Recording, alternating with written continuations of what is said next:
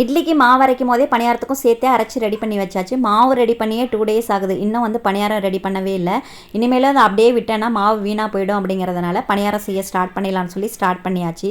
வழக்கமாக இனிப்பு பணியாரம் தான் ரெடி பண்ணுவேன். என்னைக்காவது தான் வந்து கார பணியாரம் ரெடி பண்ணுவேன். இன்றைக்கி வந்து கார பணியாரம் ரெடி பண்ணலாம்னு சொல்லிட்டு ஒரு கடாய் வச்சுட்டு ஆயில் விட்டு ஆயில் நல்லா சூடாகி வந்ததும் கடுகு உளுந்து போட்டு பொரிஞ்சதுக்கப்புறம் கடலப்பருப்பு சேர்த்து செவந்து வர அளவுக்கு வறுத்து விட்டுட்டு இல்லை கட் பண்ணி வச்சிருக்க பச்சை மிளகாய் வெங்காயம் சேர்த்து கண்ணாடி பதம் வர அளவுக்கு வதக்கி விட்டுட்டு லாஸ்ட்டாக கருவேப்பிலை கொத்தமல்லி தூவி நல்லா மிக்ஸ் பண்ணிவிட்டு இதை மாவோட கலந்துருங்க. தேவையான அளவுக்கு தண்ணி ஊற்றி மாவை ரெடி பண்ணி வச்சுக்கோங்க.